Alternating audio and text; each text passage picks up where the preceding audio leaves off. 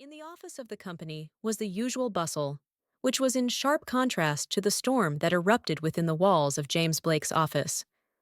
The sleek glass doors separated the important decision-making from the day-to-day concerns of the employees. Peter Anderson, a seasoned employee who had devoted many years to the company, had just received a crushing blow. Lucas Blake, James's son and heir to the company, sought Peter's dismissal. With cold disregard for Peter's years of service, Lucas argued that the company would be better off without him. James, though hesitant, yielded to his son's relentless pressure. Peter now faced a grim choice: accept the demotion or leave the company to which he had given so much. Betrayed and angry, Peter decided to fight back, and that decision set off a chain of events that neither he nor the Blakes could have foreseen. That evening, Peter sat in his modest apartment, his resignation letter heavy on his desk.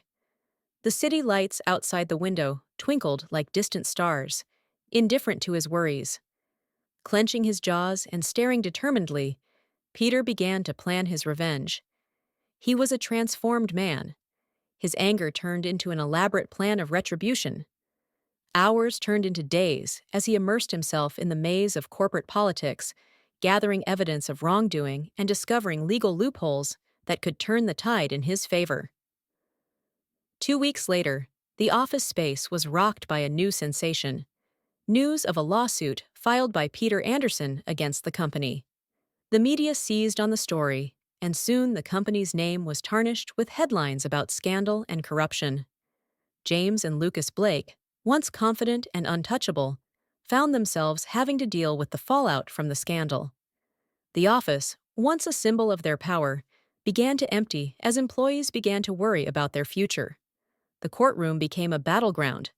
Peter, who had become a symbol of defiance, took the stand in court. His calm demeanor was in stark contrast to the mounting pressure on the Blakes. As Peter methodically laid out the company's unethical practices, the courtroom buzzed with whispers and sighs. The walls of corporate deception began to crumble under the weight of the truth. Media coverage intensified. Reports of the company's financial instability began to dominate news cycles, and stock prices plummeted as investors fled. Blake's world, once so safe, was now a chaotic mess of public scrutiny and legal jeopardy. Inside the office, the situation was becoming increasingly dire.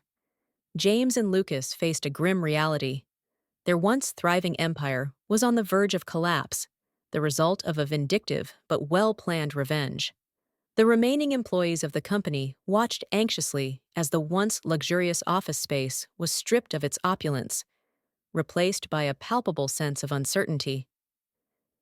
In the quiet of his apartment, Peter received a long-awaited phone call. A settlement had been reached. The company had to pay significant losses and restructure thoroughly. Guilt overwhelmed him as he realized the magnitude of his victory. His relentless pursuit had not only brought personal retribution, but had also dealt a significant blow to the once powerful Blake empire. The office, now under new management, began to slowly rebuild. Employees were returning, hoping for a fresh start after the scandal. As for Peter, he walked past the transformed building one last time, a contented expression frozen on his face. He had met the storm, withstood the turmoil, and emerged victorious. His actions restored some semblance of balance, proving that even those who recklessly wield power can be held accountable. The city lights outside the window seemed to shine a little brighter as Peter moved on to the next chapter of his life, leaving behind a legacy of resilience and justice.